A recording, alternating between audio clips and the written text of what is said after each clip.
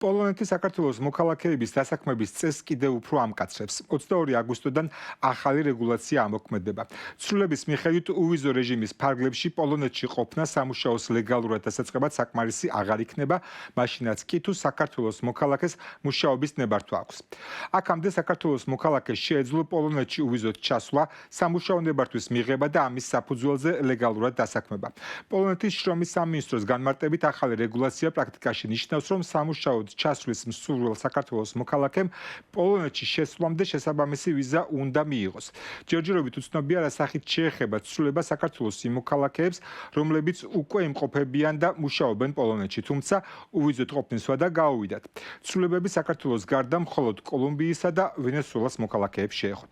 2026 წლის ივნისის ბოლოს პოლონეთის სოციალური დაზღვევის სისტემაში 22,118 საქართველოს მოქალაქე იყო რეგისტრირებული. ქართველები პოლონეთში სოციალური დაზღვევით მოცულობით უცხოელების რაოდენობით მეხუთე ყველაზე დიდ ჯგუფს წარმოადგენენ. ეს ეხება ახალ კანდიდატებს და არა უკვე არსებულ კანდიდატებს, რომლებიც პოლონეთში ცხოვრობს და ფლობენ ბინადრობის მოწყობებს და ასევე უკვე დაწყებული აქვთ ლეგალიზაცია. აღნიშნული კანონი მდგომარეობს იმაში, რომ საქართველოს მოქალაქეებს არ აქვთ უფლება დასაქმდნენ ვიზის გარეშე.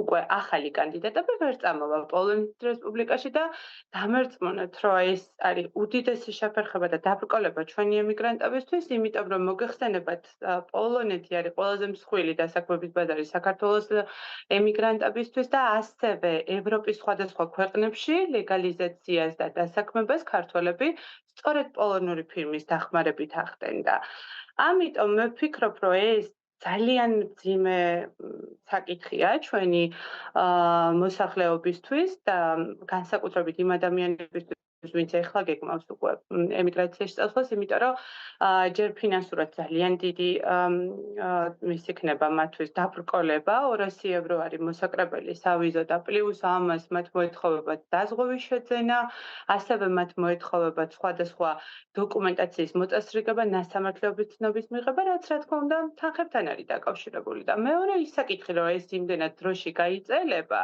რომ ჩათვალეთ დაახლოებით 6 თვე დასჭირდება ადამიანს, რომ მოახდინოს 2-დან 6 თვემდე, რომ მოხდეს მისი ვიზის მიღება.